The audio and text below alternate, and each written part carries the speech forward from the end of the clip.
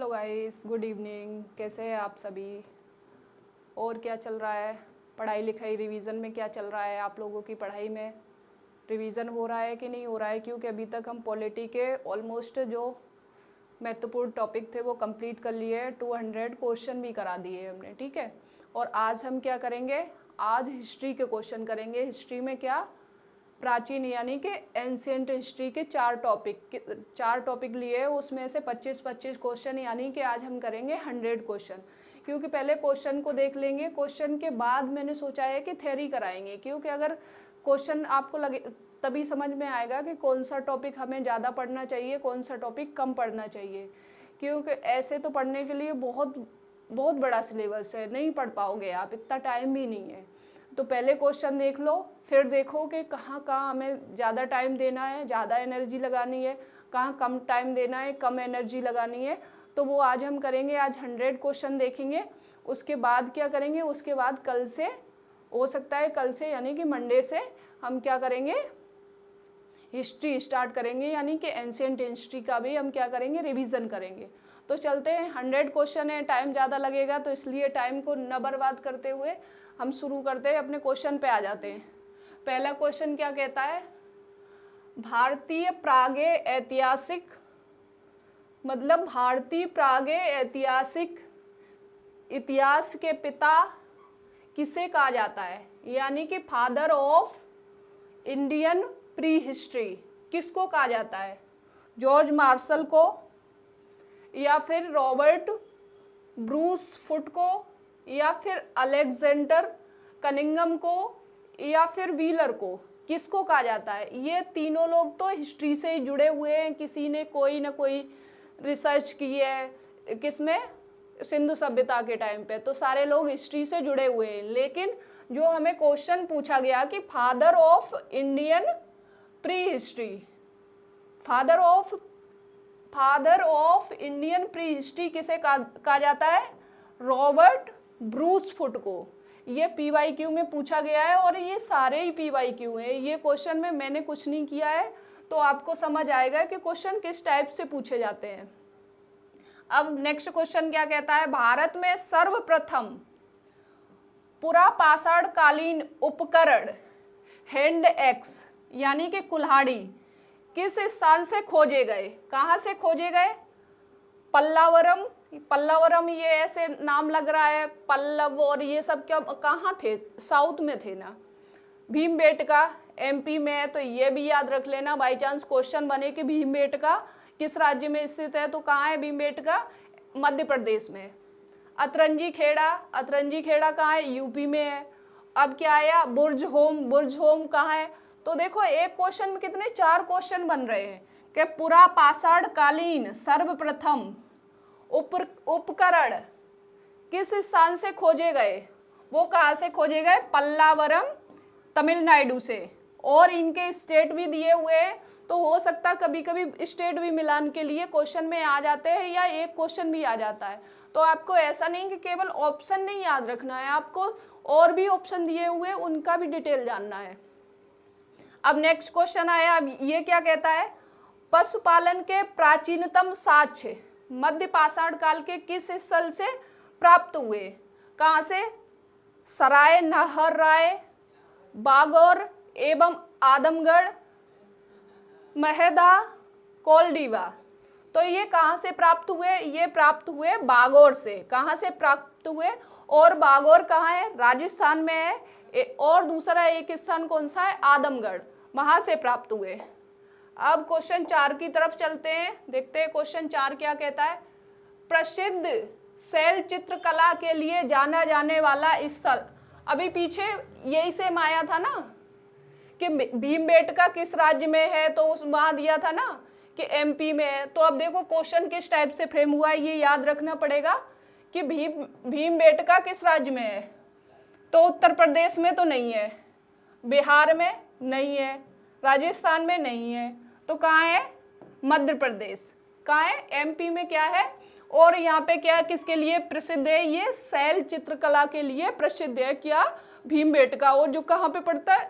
MP में। अब next question क्या कहता है? मानव द्वारा प्रयोग में लाई गई सबसे पहली धातु कौन सी है? सबसे पहली धातु कौन सी है? लोहा है, तो लोहा तो जानते ही नहीं थे ये लोग। तांबा है, या फिर कांसा है, या फिर सोना है, तो क्या है ये है कांसा। चावल की खेती का प्राचीनतम प्रमाण भारत में कहाँ से मिला है? किसका प्रमाण प्राचीनतम चावल की खेती का? कोलडीवा, मेहरगढ़, चिरांद, बुरजहोम। चिरांद कहाँ पड़ता है? चिरांद बिहार में पड़ता है। बुरजहोम कहाँ है? कश्मीर में है। तो ये इसका ऑप्शन सही क्या होगा? कोलडीवा। कोलडीवा कहाँ पड़ता है? प्रयागराज। प्रयागराज कहाँ है? यूपी में। तो ये भी याद रख लेना। अब नेक्स्ट क्वेश्चन आया। नेक्स्ट क्वेश्चन क्या कहता है कि भारतीय उपमहाद्वीप में कृषि यानी कि खेती के प्राचीनतम साक्ष्य किस स्थल से प्राप्त हुए? किसके? कृषि के प्राचीनतम साक्ष्य किस स्थल से प्राप्त हुए? तो कहाँ से? मेहरगढ़ और लहोरादेव, हड़प्पा, मोहनजोदड़ो, लोथल। तो बताओ आप लोग कहाँ से प्राप्त हुए? तो ये प्राप्त हुए मेहरगढ़ और कहाँ से? लहोरादेव से। अब नेक्स्ट क्वेश्चन क्या आया? गर्त आवास मतलब गड्ढे वाले मकान के साक्ष्य किस नवपाषाणिक स्थल से मिले? क्या मिले? गर्त आवास के साक्ष्य किस नवपाषाणिक स्थल से प्राप्त हुए? गुफर कराल एवं बुरजहोम, चिरांद, दाओजली, हार्डिंग और पल्लवरम। तो कहाँ से प्राप्त हुए ये? गुफ कराल एवं बुरजहोम से। कहाँ से प्राप्त हुए? गुफ कराल और बुरजहोम से। अब नेक्स्ट क्वेश्चन पे चलते हैं। नेक्स्ट क्वेश्चन क्या कहता है? किस काल को सूक्ष्म पाषाण काल भी कहा जाता है? किस काल को कौन सा काल कहा जाता है? माइक्रोलिथिक एज भी कहा जाता है। तो कौन से काल को कहा जाता है? पुरा पाषाण काल को, मध्य पाषाण काल को, और किसको? ताम्र पाषाण काल को। तो किसको कहा जाता है? बताओ आप लोग आंसर। तो ये कहा जाता है मध्य पाषाण काल को। क्या कहा जाता है? माइक्रोलिथिक एज भी किसको कहा जाता है? मध्य पाषाण काल को। अब नेक्स्ट क्वेश्चन क्या कहता है? एक ही कब्र से 3 मानव कंकाल कहां से निकले? मतलब हमें कहां से प्राप्त हुए? एक ही कब्र में कौन थे? 3 मानव कंकाल थे, वो कहां से प्राप्त हुए? सराय नहर राय, दमदमा, महदा और लांगनाज। तो ये कहां से प्राप्त हुए हैं? बताइए आप लोग। ये प्राप्त हुए दमदमा से। कहां से प्राप्त हुए? दमदमा से। अब नेक्स्ट क्वेश्चन आता है 11। ये क्या कहता है? हड्डी के उपकरण और आभूषण। किसके उपकरण? हड्डी के और क्या? आभूषण मध्य पाषाण काल के किस स्थल से प्राप्त हुए? महदा एवं सराय नहर राय, बागोर, संगनकल्लू, आदमगढ़। तो कहाँ से प्राप्त हुए ये? क्या हड्डी के उपकरण कहाँ से प्राप्त हुए? ये प्राप्त हुए महदा एवं सराय नहर राय से। कहाँ से प्राप्त हुए? महदा एवं सराय नहर राय से। नवपाषाण काल की मुख्य पहचान क्या थी? आग का आविष्कार। क्या थी नवपाषाण काल की प्रमुख पहचान? क्या थी? आग का आविष्कार, कृषि और पहिए का आविष्कार तथा स्थानीय जीवन, लोहे का प्रयोग। तो ये तो नहीं हो सकता है। ऐसे काटते भी जाओ, अगर आपको नहीं आ रहा है समझ में तो ऐसा करो, जो पता है ये ऑप्शन नहीं हो सकता है तो उसको क्या कर दो? कट कर दो पहले। अब ये क्या है? लिपियों का विकास। तो ये तो नहीं हुआ था। तो ये क्या है? कृषि और पहिए का आविष्कार तथा स्थायी जीवन। लोग कृषि करने लगे थे और अपने जीवन को क्या कर लिया था? स्थायी बना लिया था। थोड़ा स्थायित्व तो आ गया था इनके जीवन में, ठहराव आ गया था। क्योंकि पहले क्या करते थे? एक जगह रहते थे, फिर दूसरे जगह घुमंतू टाइप जीवन व्यतीत करते थे। फिर ये क्या करने लगे? कृषि करने लग गए। तो फिर इन्होंने अपना स्थायी जीवन स्टार्ट कर दिया। अब क्या आया? राख के टीले किस नवपाषाणिक क्षेत्र से संबंधित है? कौन? राख के टीले। पूर्वी भारत से, दक्षिण भारत से, उत्तर भारत से, या फिर कश्मीर घाटी से। तो कहाँ से संबंधित है? क्या राख के टीले कहाँ से संबंधित है? 13 का आंसर होगा बी, दक्षिण भारत से, यानी कि दक्षिण भारत में कहाँ से? संगनकल्लू और पिकलीहल से। कहाँ से? संगनकल्लू, ये भी याद रख लेना है आप, संगनकल्लू और पिकलीहल से। अभी क्वेश्चन बता रहे हैं, इसका डिटेल्स भी कराएंगे, तो ऐसा नहीं है कि अगर आपको अभी समझ में नहीं आ रहा तो डरने की जरूरत नहीं है। जब क्वेश्चन करोगे वो, जब थ्योरी पढ़ोगे तो चीजें और क्लियर हो जाएंगी। अभी तो दिखा रहे हैं कि किस टाइप से आए हो, क्वेश्चन पूछता है। आग का प्रयोग मानव ने सर्वप्रथम, मतलब सबसे पहले, किस काल में सीखा था? पुरापाषाण काल, नवपाषाण काल, मध्यपाषाण काल, कांस्य युग, लौह युग। तो कब सीखा था? ये सीखा था पुरापाषाण काल नवपाषाण काल में। किसका? आग का प्रयोग करना। क्या सीख गया था? मानव आग जलाना सीख गया था।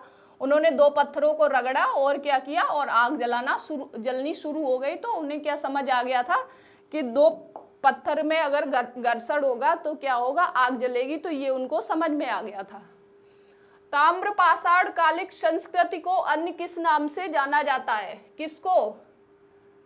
ताम्रपाषाण कालिक संस्कृति को अन्य किस नाम से, इसका दूसरा और कौन सा नाम है?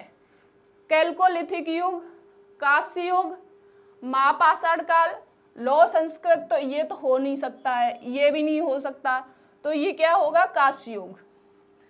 आहड़ संस्कृति और कायस्थ संस्कृति का संबंध किससे है? नवपाषाण काल से नहीं है। ताम्रपाषाण काल, वैदिक पाषाण काल नहीं है, पुरापाषाण काल नहीं है, तो किससे है? ताम्र से जुड़ा हुआ है ये। मातृ देवी की अस्थि निर्मित मूर्ति पुरापाषाण काल के किस स्थल से प्राप्त हुई, यानी कि मिली है? कौन सी जो मातृ देवी की अस्थि निर्मित मूर्ति है वो कहाँ से मिली है? बेलन घाटी, लोहांदा नाला, मतलब बेलन घाटी में भी कौन सी जगह है? लोहांदा नाला, नर्मदा घाटी, सोहन घाटी, ताप्ती घाटी। तो ये कहाँ से मिली है? बेलन घाटी से। कहाँ से मिली है? बेलन घाटी से। कौन सी मूर्ति? अस्त निर्मित मूर्ति मातृ देवी की।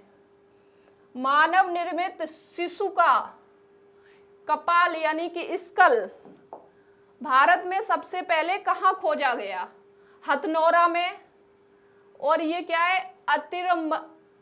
अतिरमपक्कम, सोहन घाटी और बोरी। कहाँ है? हथनौरा, अतिरमपक्कम, बोरी और सोहन घाटी। तो ये कहाँ पे है बताओ आप लोग? ये है हथनौरा में। कहाँ है? हथनौरा। चलो नेक्स्ट क्वेश्चन पे चलते हैं। अब मेगालिथिक का संबंध किससे है? मेगालिथिक का संबंध किससे है? मेगा मीन्स बड़ा, तो यहाँ से आपको आंसर भी मिल जाएगा। मेगा मीन्स क्या होता है? बड़ा होता है। महापाषाण यहाँ से भी जोड़ सकते हो। तो बड़े पत्थरों से ढकी गई समाधियों या कब्रों, बड़े मंदिरों से, तो मंदिर तो कुछ था ही नहीं उस समय।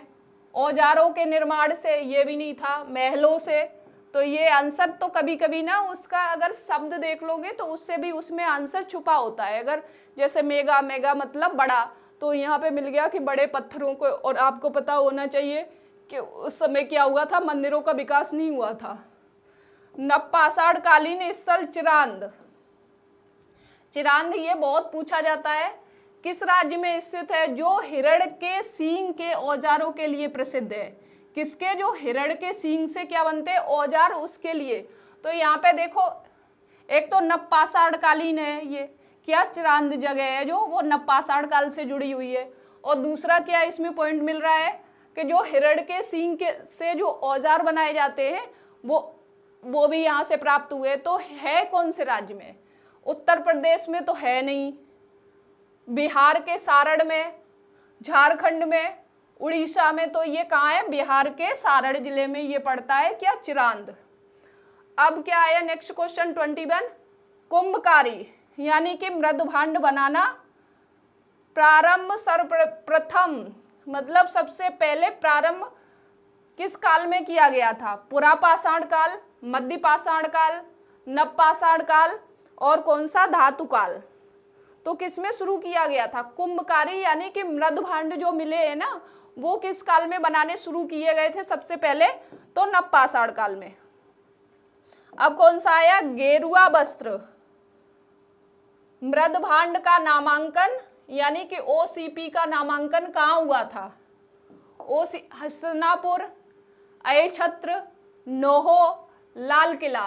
तो गेरुआ वस्त्र का नामांकन कहाँ हुआ था? यानी कि गेरुआ कलर का जो मृद भांड था उसका नामांकन कहाँ किया गया था? तो ये किया गया था हस्तिनापुर में। कहाँ? हस्तिनापुर में। जारवे संस्कृति यानी कि जो जारवे कल्चर है उसका संबंध मुख्य रूप से किस राज्य से है? तो राजस्थान, गुजरात, महाराष्ट्र और मध्य प्रदेश। तो जारवे संस्कृति का संबंध किस राज्य से है? महाराष्ट्र से। इनाम गांव किस संस्कृति का एक प्रमुख क्या है? ताम्र पाषाणिक स्थल है। कौन सा? इनाम गांव। तो इनाम गांव संस्कृति याद रख लेना। और ये क्या है? ताम्र पाषाणिक स्थल है। ये मालवा संस्कृति, जारवे संस्कृति, आहड़ संस्कृति, कायथा संस्कृति, तो क्या है? ये किससे जुड़ा हुआ है? जारवे संस्कृति से जुड़ा हुआ है। कौन से? जारवे कल्चर से जुड़ा हुआ है। क्या जुड़ा हुआ है? तुम्हारा ताम्रपाषाण काले की या इनाम गांव। चलिए नेक्स्ट क्वेश्चन की तरफ चलते हैं। भारतीय पुरातत्व सर्वेक्षण के प्रथम महानिदेशक कौन थे? यानी कि आर्कियोलॉजिकल सर्वे ऑफ इंडिया के कौन थे? प्रथम महानिदेशक कौन थे? अलेक्जेंडर कनिंगम, जॉन मार्शल और मार्टिमर व्हीलर और लॉर्ड कर्जन। तो लॉर्ड कर्जन तो है नहीं। ये कब आएंगे? ये 1857 उस समय आएंगे। मतलब ये आएंगे कब? 19वीं 20वीं सदी के आसपास आएंगे। लॉर्ड कर्जन कब आएंगे? ये आएंगे 1905 में ही तो लॉर्ड कर्जन आए ना। उस समय तो इनके बारे में बहुत कुछ दिया गया है। तो ये एग्जैक्ट वो फैक्ट याद नहीं आ रहा, तो आप देख लेना कि कर्जन कब आएंगे, लेकिन एंशिएंट में नहीं आएंगे कर्जन, ये फिक्स है। तो ये कौन है? Alexander Cunningham. ये कौन थे? आर्कियोलॉजिकल सर्वे ऑफ इंडिया के कौन थे? महानिदेशक थे। अब क्या आया? सिंधु घाटी सभ्यता से, इससे 25 क्वेश्चन है। अब इसमें क्या दिया है? हड़प्पा सभ्यता का सर्वाधिक मान्यता प्राप्त काल कौन सा है? 2500 ईसा पूर्व से 1750 ईसा पूर्व, 3500 ईसा पूर्व से 1800 ईसा पूर्व, 2000 ईसा पूर्व से 1000 ईसा पूर्व, 3000 ईसा पूर्व से 1500 ईसा पूर्व। तो ये क्या है? सबसे ज्यादा प्रमाणित कौन सा माना जाता है? मान्यता प्राप्त है 2500 ईसा पूर्व से लेकर 1700 ईसा पूर्व। ईसा पूर्व का मतलब होता है जो ईसा के जन्म के पहले, और ईसवी का मतलब होता है ईसा के जन्म के बाद। अब हड़प्पा स्थल की खोज सर्वप्रथम 1921 में किसने की थी? राखालदास बनर्जी, दयाराम साहनी, RS बिष्ट और JP जोशी। तो किसने की थी? तो ये की थी दयाराम साहनी ने। किसने की थी? दयाराम साहनी ने। मोहनजोदड़ो किस नदी के तट पर स्थित है? रावी नदी, सिंधु नदी, भोगवा नदी और घग्गर नदी। तो कौन सी नदी के तट पर स्थित है? क्या स्थित है? मोहनजोदड़ो। ये है सिंध नदी के तट पर क्या है? मोहनजोदड़ो स्थित है। हड़प्पा सभ्यता का बंदरगाह गोदीवाड़ा यानी कि डॉकयार्ड था जो नगर का कौन सा था? मतलब हड़प्पा सभ्यता का बंदरगाह नगर का कौन सा था? कालीबंगन, लोथल, रोपड़, बनावली। तो रोपड़ कहाँ है? पंजाब में है। कहाँ है? और कालीबंगन कहाँ है? राजस्थान में है। तो अब बचा कौन सा ऑप्शन? लोथल हो सकता है या फिर बनावली हो सकता है। तो आप लोग बताओ कौन सा सही होगा? इसमें सही होगा लोथल, क्योंकि ये क्या था? बंदरगाह यानी कि डॉकयार्ड था। नर्तकी की कांस्य मूर्ति किस स्थान से प्राप्त हुई है? हड़प्पा से, मोहनजोदड़ो से, लोथल से, चनहूदड़ो से। तो कहाँ से? कांस्य की जो नर्तकी थी उसकी मूर्ति कहाँ से प्राप्त हुई है? मोहनजोदड़ो से, जिसको क्या किया गया? नई NCERT में इसको कपड़े पहना दिए गए थे। अभी बहुत विवाद चल रहा था, शायद आपने देखा होगा। तो फिर उसके कपड़े उतार भी दिए गए। अब पता नहीं क्या चल रहा है, सरकार क्या करवाएगी। जोते हुए खेत और नक्काशीदार ईंटों के प्रयोग का साक्ष्य कहाँ मिला है? कालीबंगन में, धौलीवीरा में, बनावली में या फिर सुरकोटदा में? तो ये सब कहाँ मिले? कालीबंगन में। कहाँ मिले? कालीबंगन में। जुते हुए खेत और क्या, नक्काशीदार ईंटें, ये सब कहाँ है? कालीबंगन में। सिंधु सभ्यता का कौन सा नगर 3 भागों यानी कि दुर्ग, मध्यनगर, निचला नगर में विभाजित है?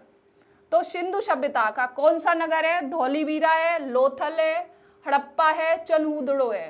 तो लोथल तो क्या है? ये एक डॉकयार्ड है यानी कि बंदरगाह है। तो क्या है? धौलीवीरा, जो 3 भागों में बटा हुआ है। पहले दुर्ग मिलेंगे, फिर मध्य भाग, फिर निचला भाग। इसका डिटेल बताएंगे जब पूरा इसका बेसिक्स कराएंगे ना, उसमें इसका कि क्यों ऐसा किया गया होगा, क्यों ये इस टाइप का बनाया गया है। घोड़े के अस्थिपंजर के साक्ष्य कहाँ से प्राप्त हुए? सुरकोटदा से, सुतकांगे डोर से, आलमगीरपुर से और कहाँ से? दायमाबाद से। तो कहाँ से प्राप्त हुए किसके? घोड़े के अस्थिपंजर? सुरकोटदा से। कहाँ से प्राप्त हुए? सुरकोटदा से। हड़प्पा सभ्यता किस युग की सभ्यता मानी जाती है? हड़प्पा सभ्यता पुरा पाषाण युग, नवपाषाण युग, कांस्य युग और लौह युग। तो किसकी मानी जाती है? ये मानी जाती है कांस्य युग यानी कि ब्रॉन्ज एज। क्या? हड़प्पा सभ्यता। हड़प्पा सभ्यता के नगरों की मुख्य विशेषताएं क्या थी?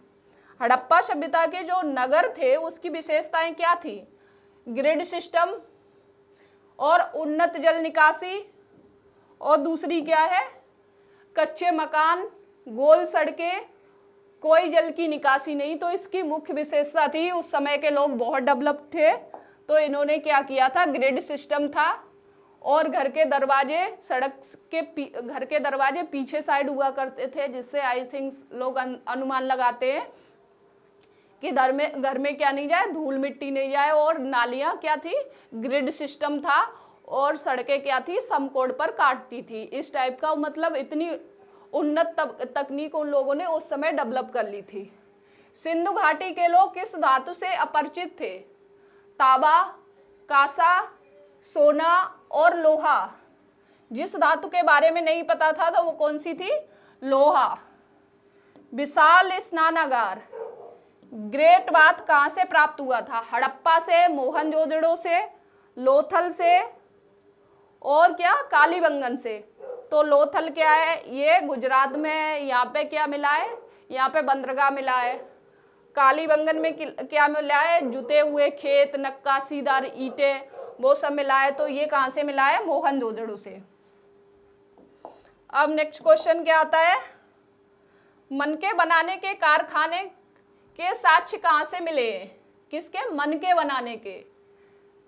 चनहूदड़ो एवं लोथल से, बनावली से, कालीबंगन से, रोपड़ से। तो ये कहाँ से मिले?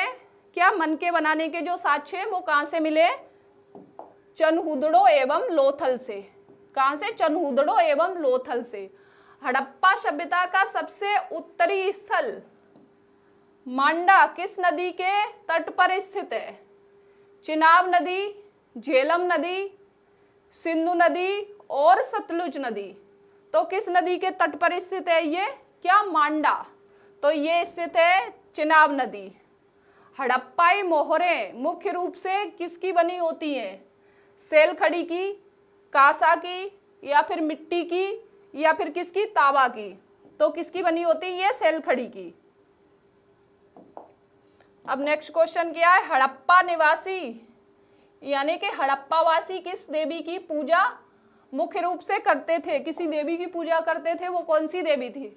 मातृ देवी एवं पशुपति शिव, लक्ष्मी, सरस्वती और सीता। तो किसकी करते थे? मातृ देवी एवं पशुपति शिव की। मिट्टी के हल्का खिलौना कहाँ से प्राप्त हुआ है? बनावली से, कालीबंगन से, राखीगढ़ी से और मिताथल से। तो ये कहाँ से हुआ है? बनावली, हरियाणा से। भारत में स्थित सबसे बड़ा हड़प्पाई स्थल कौन सा है? भारत में स्थित पूछा गया है ना कि पाकिस्तान में। मतलब ये नहीं पूछा गया है कि हड़प्पाई स्थल सबसे बड़ा, मतलब सिंधु घाटी सभ्यता का सबसे बड़ा स्थल कौन सा है, वो अलग हो जाएगा। ये क्या पूछा है, भारत में स्थित, तो राखीगढ़ी, धौलावीरा या फिर लोथल, कालीबंगन। तो धौलावीरा कहाँ है, धौलावीरा और लोथल तो गुजरात में है, कालीबंगन कहाँ है, राजस्थान में है। तो ये क्या, राखीगढ़ी, ये कहाँ है, राखीगढ़ी हरियाणा में। ये कौन सा है, सबसे बड़ा स्थल है। सिंधु घाटी सभ्यता की लिपि कौन सी थी, सिंधु घाटी सभ्यता में लिपि का भी तो इस्तेमाल किया गया है, ब्राह्मी थी, खरोष्टी थी, या फिर भाव चित्रात्मक यानी कि जो अपठित थी, जो अभी तक पढ़ी नहीं गई है, और कौन सी थी, देवनागरी। तो कौन सी थी, जो अभी तक पढ़ी नहीं गई है, अपठित थी। स्वतंत्रता प्राप्ति के बाद भारत में सबसे अधिक हड़प्पाकालीन स्थलों की खोज किस राज्य में हुई, पंजाब में, राजस्थान में, गुजरात में, हरियाणा में। सबसे ज़्यादा राज्य जो मिले हैं वो कहाँ मिले हैं, तो ये मिले गुजरात में। हड़प्पा सभ्यता का सबसे दक्षिणी स्थल यानी कि दायमाबाद किस नदी के किनारे स्थित है, गोदावरी, प्रवरा नदी, गोदावरी को प्रवरा नदी भी कहते थे उस समय, नर्मदा नदी, ताप्ती नदी, कृष्णा नदी। तो ये किस पे है, गोदावरी यानी कि प्रवरा नदी के किनारे। युगल समाधान के साक्ष्य कहाँ से मिलते हैं, लोथल एवं कालीबंगन से, सुरकोटदा से, मोहनजोदड़ो से, और कहाँ से, चनहूदड़ो से। तो कहाँ से मिलते हैं, किसके, युगल मतलब जोड़े में, जो समाधान थे उनके कहाँ से, लोथल एवं कालीबंगन से। अब क्या आया, हड़प्पा कालीन व्यापार में मेसोपोटामिया, जो मेसोपोटामियाई अभिलेखों में प्रयुक्त एक शब्द है जो मेलुआ है। क्या है, कौन सा शब्द है, मेलुआ। इसका तात्पर्य किससे ये मतलब इसका अर्थ क्या है, सिंधु क्षेत्र, मिस्र क्षेत्र, या फिर ओमान क्षेत्र, या फिर बैरीन क्षेत्र। तो मेलुआ का मतलब क्या है, मिस्र क्षेत्र। हड़प्पा स्थल किस नदी, हड़प्पा स्थल है जो किस नदी के तट पर स्थित है, रावी नदी के तट पर, सिंधु नदी के तट पर, सतलुज और ब्यास। तो किसके तट पर स्थित है, ये है रावी नदी के। वाटर हार्वेस्टिंग का उत्कृष्ट साक्ष्य कहाँ से मिला है, किसका, जल प्रबंधन प्रणाली का, धौलावीरा से, लोथल से, बनावली से, या फिर राखीगढ़ी से। तो ये कहाँ से मिला है, धौलावीरा से। कहाँ से मिला है, धौलावीरा से। क्या, वाटर हार्वेस्टिंग यानी कि जल प्रबंधन प्रणाली का जो साक्ष्य मिला है वो कहाँ से मिला है, धौलावीरा से। भारत का सबसे प्राचीनतम वेद कौन सा है, सामवेद, यजुर्वेद, ऋग्वेद और अथर्ववेद। तो सबसे प्राचीन वेद कौन सा है, हमारा ऋग्वेद। ऋग्वेद में कुल कितने मंडल और सूक्त हैं, मंडल और सूक्त, इसको दो भागों में बांटा गया है, इसमें मंडल है और सूक्त है। तो 10 मंडल 1028 सूक्त, 8 मंडल 1000 सूक्त, 12 मंडल 1028 सूक्त और 10 मंडल 500 सूक्त। तो क्या है, 10 मंडल और 1028 सूक्त। प्रसिद्ध गायत्री मंत्र ऋग्वेद के किस मंडल में वर्णित किया गया है, दूसरे मंडल में, तीसरे मंडल में, और 9वें मंडल में, और 10वें मंडल में। तो किस में वर्णित किया गया, कौन सा, गायत्री मंत्र। जो बचपन में हम थोड़े से बड़े होते हैं तो सबसे पहले क्या किया जाता, गायत्री मंत्र ही सिखाया जाता है, जो किसमें है, तीसरे मंडल में, किसके, ऋग्वेद के। और ऋग्वेद का 9वां मंडल किस देवता को समर्पित है, इंद्र को, अग्नि को, सोम को, या फिर वरुण को। ऋग्वेद का कौन सा मंडल, 9वां मंडल। तो किसको समर्पित है ये समर्पित है सोम देवता को। किसको समर्पित है, सोम देवता को। अब वर्ण व्यवस्था का प्रथम उल्लेख ऋग्वेद के किस मंडल यानी कि पुरुष सूक्त में मिलता है, 10वें मंडल, तीसरे मंडल, 7वें मंडल और पहले मंडल। तो किस में मिलता है, क्या, वर्ण व्यवस्था का साक्ष्य ऋग्वेद के किस मंडल, 10वें मंडल में मिलता है। प्रसिद्ध दसराग युद्ध यानी कि 10 राजाओं का युद्ध किस नदी के तट पर लड़ा गया था? परशुड़ी नदी यानी कि अभी की जो रावी नदी है, वितस्ता यानी कि अभी की जो झेलम नदी है, अस्कनी यानी कि चिनाब नदी है, बिपाशा यानी कि ब्यास नदी है। ये भी क्वेश्चन पूछा जाता है कि वर्तमान और प्राचीन नाम किस नदी का कौन सा है, तो ये भी याद रख लेना। तो ये क्या है? परशुड़ी नदी यानी कि रावी नदी। अब नेक्स्ट क्या है, कौन सा क्वेश्चन है? सत्यमेव जयते उक्ति किस उपनिषद से ली गई है? अब आ गए उपनिषद वाले क्वेश्चन। मुंडकोपनिषद से, कठोपनिषद से, छांदोग्य उपनिषद से, या फिर बृहदारण्यक उपनिषद से। तो ये कहाँ से लिया गया? मुंडकोपनिषद से।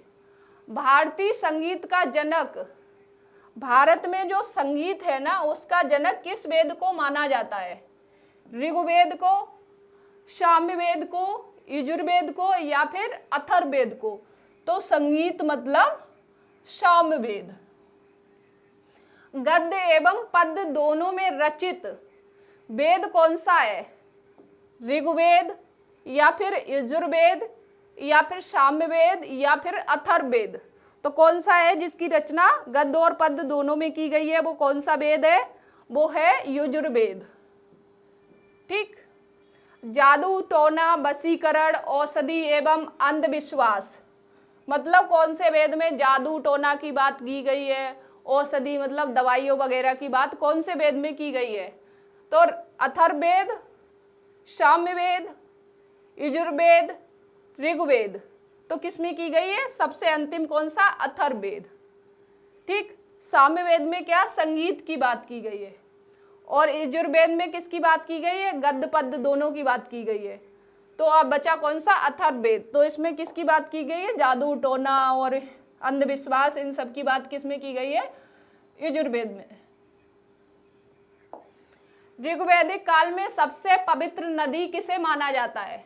ऋग्वैदिक काल में किस नदी को सबसे ज्यादा पवित्र माना गया है? सिंधु नदी को, सरस्वती नदी को, गंगा नदी को और यमुना नदी को। तो सबसे ज्यादा पवित्र किसको माना गया है? सरस्वती नदी को, क्योंकि गंगा का तो उस समय प्रचलन था ही नहीं, यमुना थी। ऋग्वेद में सर्वाधिक बार किस नदी का उल्लेख किया गया है? ऋग्वेद में सबसे ज्यादा अधिक बार नाम लिया गया है, तो वो कौन सी नदी है? सरस्वती है, सिंध है, गंगा है और सतलुज है। तो कौन सी? ऑब्वियस बात है, सरस्वती होगी। वैदिक काल में गाय को क्या कहा जाता है, जिसका अर्थ होता है न मारने योग्य? अगन्या, दुहिता, गविष्ठ और सीता। तो इसको क्या कहा जाता था? अगन्या। दुहिता को जो गाय को दूहने वाली थी, सीता एक प्रकार का क्या होता था? एक प्रकार का टैक्स होता था। वो आगे समझाएंगे डिटेल में, इसलिए नहीं मैं ज्यादा बता रही हूँ, अभी तो ये दिखा रही हूँ आपको कि क्वेश्चन कैसे पूछे जाते हैं। वैदिक काल की राजनीतिक इकाइयों का सही आरोही क्रम लिखिए। मतलब सबसे छोटी इकाई कौन सी है और सबसे बड़ी इकाई कौन सी है? कब की? वैदिक काल की। तो कुल, ग्राम, विश्व, जन और राष्ट्र। जन, विश्व, ग्राम और कुल।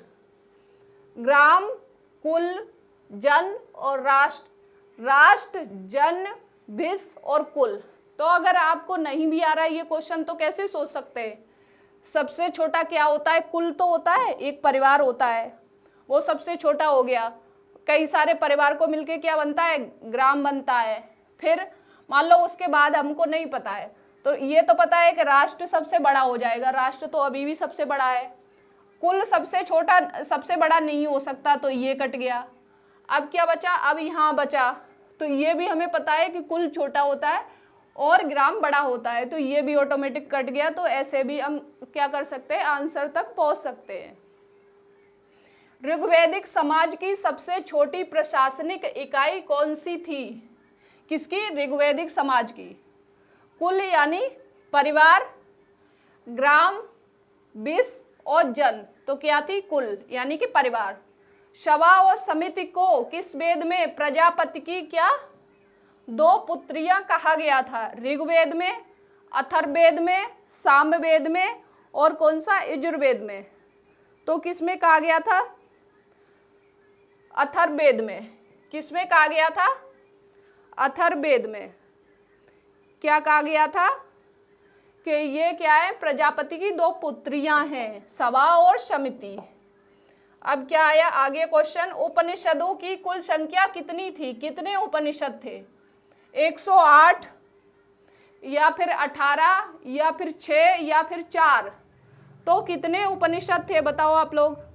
उपनिषद थे हमारे 108। कितने उपनिषद थे? 108। और पुराणों की संख्या कितनी थी?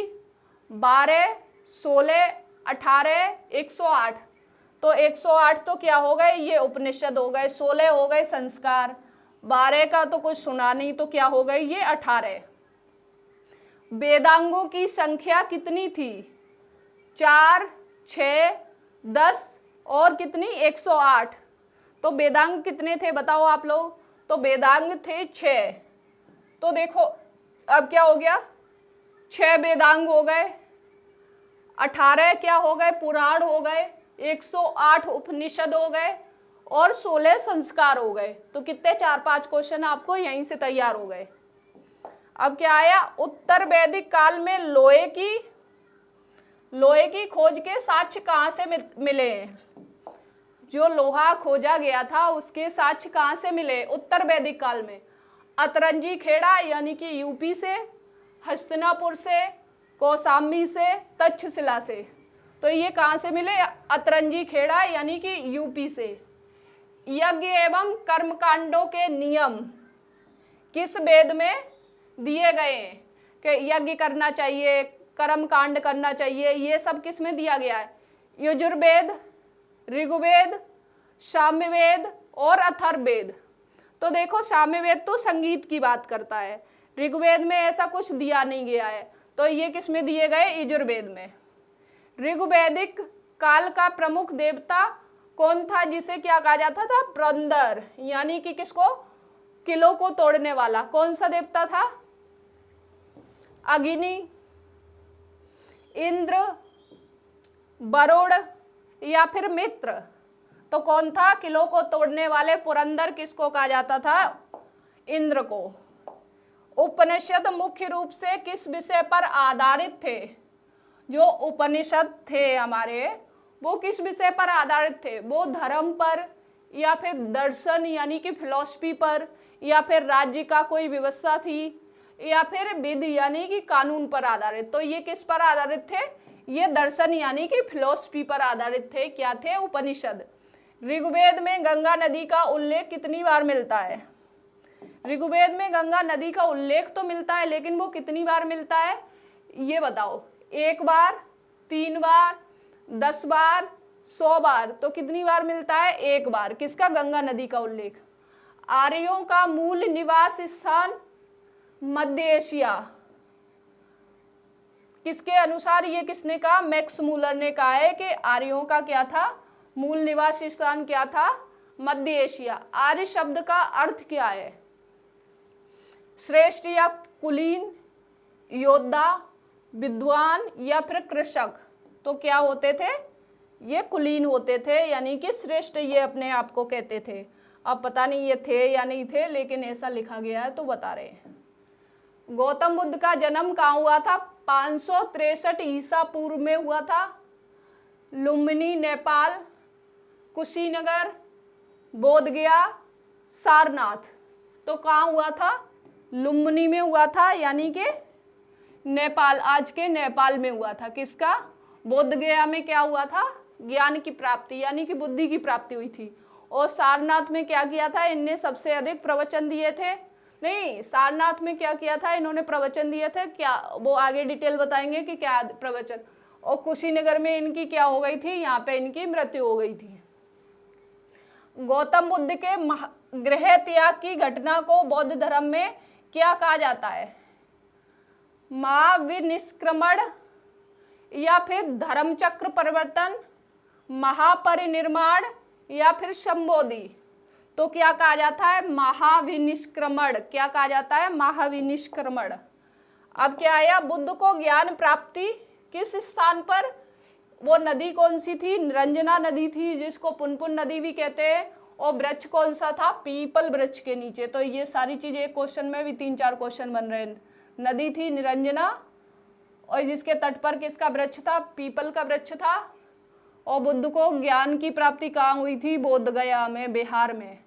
बुद्ध ने अपना प्रथम उपदेश ऋषिपत्तनम कहाँ दिया था, जिसे धर्म चक्र प्रवर्तन कहा जाता है, यही दिया था। कहाँ दिया था, अभी पहले मैंने जो बताया था, सारनाथ में, श्रावस्ती में, कुशीनगर में, या फिर पाटलिपुत्र में। तो कहाँ दिया था, सारनाथ में। गौतम बुद्ध ने अपने सर्वाधिक उपदेश किस स्थान पर दिए थे, किसने, जो गौतम बुद्ध थे उन्होंने सर्वाधिक अपने उपदेश दिए, वो कहाँ दिए थे, श्रावस्ती में, वैशाली में, या फिर राजगृह में, या फिर कौशाम्बी में। तो कहाँ दिए थे, श्रावस्ती में। गौतम बुद्ध का निधन, महापरिनिर्वाण 483 ईसा पूर्व में कहाँ हुआ था, कब हो गया था, 80 वर्ष की आयु में। कितनी वर्ष की, 80 वर्ष की आयु में क्या हो गया था, बुद्धा का निधन, यानी कि महापरिनिर्वाण। कुशीनगर उत्तर प्रदेश, पावापुरी, लुम्बिनी, बोध गया। तो कहाँ हुआ था, कुशीनगर उत्तर प्रदेश। ये पावापुरी गए थे, एक चंदू नामक व्यक्ति था, उसके यहाँ क्या खाया था, इनको कहते हैं कि कुछ शूकर का मांस वगैरह ऐसा कुछ खिलाया था। फिर उन्हें क्या हो गया था, जो क्या बोलते हैं, डायरिया हो गया था, मतलब बिल्कुल इनके बॉडी में क्या हो गई थी, खून की कमी हो गई थी, उससे क्या हो गई, इनकी मृत्यु हो गई। प्रथम बौद्ध संगीति कब हुई, 483 ईसा पूर्व, जब इनकी क्या हुई, मृत्यु। अजातशत्रु के शासनकाल में। कहाँ आयोजित की गई, राजगृह यानी कि सप्तपर्णी गुफा में, वैशाली में, पाटलिपुत्र में, या फिर कुंडलवन में। तो कितनी बौद्ध संगीतियां हुई हैं, 4। प्रथम कहाँ हुई, राजगृह के सप्तपर्णी गुफा में, और उस समय शासक कौन था, अजातशत्रु। द्वितीय बौद्ध संगीति कहाँ हुई, किसके शासनकाल में हुई, वैशाली में आयोजित की गई थी, और उस समय वहां का शासक कौन था, कब, द्वितीय बौद्ध संगीति के समय। तो कालाशोक, अजातशत्रु, अशोक और कनिष्क। तो कालाशोक। तृतीय बौद्ध संगीति अशोक के शासनकाल में कहाँ हुई थी, पाटलिपुत्र में, वैशाली में, राजगृह में, या फिर कश्मीर में। तो कहाँ हुई थी, पाटलिपुत्र में। अब नेक्स्ट क्वेश्चन क्या आता है, 85। चतुर्थ बौद्ध संगीति कुषाण शासक जो कनिष्क था उसके समय में हुई थी, और बौद्ध धर्म क्या हो गया था, 2 भागों में बट गया था, यानी कि हीनयान और महायान। हीनयान लोग क्या करते हैं, और महायान मतलब बड़ा जो मूर्ति पूजा वगैरह बौद्ध धर्म में आई है वो महायान से आई है। और ये हीनयान वाले क्या करते हैं, पद चिन्हों की, मतलब ये मूर्ति पूजा में विश्वास नहीं करते। कौन नहीं करते, हीनयान। तो कुंडलवन कश्मीर, पाटलिपुत्र, सारनाथ, या फिर कन्नौज। तो कहाँ हुई थी, कुंडलवन कश्मीर में। बौद्ध धर्म के त्रिरत्न कौन से हैं, बुद्ध, धम्म और संघ, सम्यक दर्शन, सम्यक ज्ञान, सम्यक चरित्र, सत्य, अहिंसा, अस्तेय, आनंद, उपाली, राहुल। तो ये राहुल कौन था, राहुल इनका बेटा था, आनंद, उपाली ये इनके शिष्य थे। तो BDS ऐसे करके याद रख लेना, BDS, बुद्ध, धम्म और संघ। बुद्ध के उपदेश किस भाषा में थे, पाली में, प्राकृत में, संस्कृत में और मागधी में। तो किस में थे, पाली में। प्राकृत में किसके थे, महावीर स्वामी के।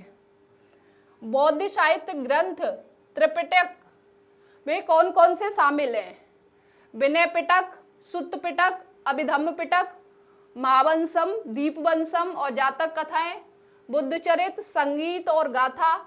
इनमें से कोई नहीं। तो ये कौन है, विनय पिटक, सुत्त पिटक और अभिधम्म पिटक। बुद्ध के पूर्व जन्मों की कथाएं किस ग्रंथ में संकलित हैं, किसकी, बुद्ध की जो पूर्व जन्म की कथाएं हैं वो किस ग्रंथ में क्या है, सम्मिलित हैं। तो किसमें सम्मिलित है वो, जातक कथाएं, त्रिपिटक, या फिर मिलिंदपनो, या फिर बुद्ध चरित्र। तो क्या इनको कहा जाता है, पूर्व जन्म की कथाओं को कहा जाता है जातक कथाएं। बुद्ध चरित यानी कि बुद्ध की रामायण के रचयिता कौन थे? अश्वघोष, नागार्जुन, वसुमित्र और धर्मकीर्ति। तो कौन थे बुद्धों की रामायण के रचयिता? कौन थे? इनके रचयिता थे अश्वघोष।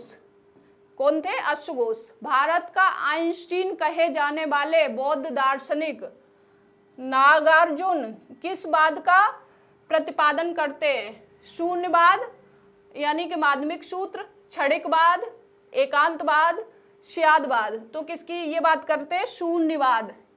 ये क्या कहते हैं? प्रत्युत समुत्पाद की बात करते हैं और ये कहते हैं कि कोई वस्तु है तो उसका कोई कारण जरूर होगा, मतलब कोई ना कोई चीज एक दूसरे से जुड़ी हुई है, ऐसे ही नहीं आ जाती है। तो ये उसकी बात करते हैं। बुद्ध के गृह त्याग का प्रतीक कौन सा था? घोड़ा, कमल एवं सांड, पीपल या फिर स्तूप? तो गृह त्याग का जो प्रतीक था वो कौन था बुद्ध के? तो वो था घोड़ा। क्या था? घोड़ा। बुद्ध के जीवन से संबंधित प्रतीक, स्तूप किसका प्रतीक है? मृत्यु यानी कि महापरिनिर्वाण का, जन्म का, ज्ञान का, प्रथम उपदेश का। तो क्या है? मृत्यु यानी कि इसमें क्या की गई है? इनकी अस्थियां वहां पे रखी गई हैं। किसमें? जो स्तूप बनाए गए हैं उसमें क्या रखी गई हैं? इनकी अस्थियां, बुद्ध की। अब क्या आया? गौतम बुद्ध के बचपन का नाम क्या था? किसका? गौतम बुद्ध के बचपन का नाम। तो सिद्धार्थ, वर्धमान या फिर राहुल या फिर क्या? शुद्धोधन। तो सिद्धार्थ इनका नाम था, वर्धमान महावीर स्वामी का नाम था, राहुल इनका बेटा था और शुद्धोधन कौन थे? इनके पिता थे। तो गौतम बुद्ध के जो प्रथम गुरु थे, गौतम बुद्ध के प्रथम गुरु थे उन्होंने सांख्य दर्शन की शिक्षा ली थी, वो कौन थे? अलार कलाम, रुद्रक, सामपुत या फिर आनंद या फिर उपाली। आनंद उपाली इनके कौन थे? शिष्य थे। तो ये कौन थे? अलार कलाम। एशिया का ज्योतिपुंज किसे कहा जाता है? महात्मा बुद्ध को, महावीर स्वामी को या फिर सम्राट अशोक को या फिर महात्मा गांधी को? तो लाइट ऑफ एशिया किसको कहा जाता है? महात्मा बुद्ध को। बौद्ध धर्म में प्रवेश यानी कि दीक्षा पाने के लिए न्यूनतम आयु सीमा क्या तय की गई थी? कि मतलब इतनी उम्र का व्यक्ति ही क्या कर सकता है? बौद्ध धर्म की दीक्षा ले सकता है। इन्होंने आयु सीमा रखी थी किसमें? बौद्ध धर्म में। किसकी? दीक्षा लेने के लिए। तो कितनी? 15 वर्ष, 18 वर्ष, 21 वर्ष और 12 वर्ष। तो कितनी रखी थी? 15 वर्ष के कम, 15 वर्ष से कम का व्यक्ति क्या नहीं कर सकता? बौद्ध धर्म की दीक्षा नहीं ले सकता है। बौद्ध संघ में प्रवेश को क्या कहा जाता है? उपसंपदा, पवज्या, प्रवज्या और संघ प्रवेश। तो क्या कहा जाता है इसमें जो प्रवेश लेते हैं? इसमें कहा जाता है उपसंपदा। विश्व का सबसे ऊंचा विश्व शांति स्तूप बिहार में कहाँ बनाया गया है? राजगीर में, वैशाली में या फिर नालंदा या फिर पटना? तो कहाँ बनाया गया? राजगीर में। नालंदा बौद्ध विश्वविद्यालय की स्थापना किसने की थी? किस गुप्त शासक ने की थी? कुमारगुप्त प्रथम, स्कंदगुप्त, चंद्रगुप्त द्वितीय और समुद्रगुप्त। तो किसने की थी इसकी स्थापना? कुमारगुप्त प्रथम ने। किसने की थी? कुमारगुप्त प्रथम ने। तो एंशियंट हिस्ट्री के हमने कितने क्वेश्चन किए? 100 क्वेश्चन कर लिए हैं। इससे आपको समझ में आ गया होगा। ये बहुत आसान क्वेश्चन लिए थे, इसलिए लिए थे क्योंकि आपको ऐसा नहीं लगे कि इतने टफ क्वेश्चन कैसे बनेंगे। यहाँ से आपको क्लियर हो गया होगा कि किस किस टॉपिक पे हमें क्या करना, फोकस ज़्यादा करना है, किस पे कम करना है। और जाननी सारी चीज़ें, ऐसा नहीं है भाई पता नहीं है कि कभी कभी सिलेबस में है तो पढ़ना तो पड़ता है, लेकिन कुछ टॉपिक को बहुत ज़्यादा टाइम देना पड़ता है और किसी को उतना टाइम नहीं। अगर 1-2 क्वेश्चन आते भी हैं तो ऐसा नहीं होना चाहिए कि वो गलत हो जाए। तो पढ़ेंगे हम सारा, लेकिन डिवाइड करेंगे कि किसको सबसे ज़्यादा टाइम देना है, किसको उससे कम देना है, किसको और कम देना है। तो इस हिसाब से डिवाइड कर लेंगे। तो आज के लिए इतना ही। धन्यवाद। कैसा लगा आपको? अगर सही लगा तो लाइक कर लेना, हमारे चैनल को सब्सक्राइब भी कर लेना, अगर नहीं लगा है तो मत करना। ठीक है, धन्यवाद।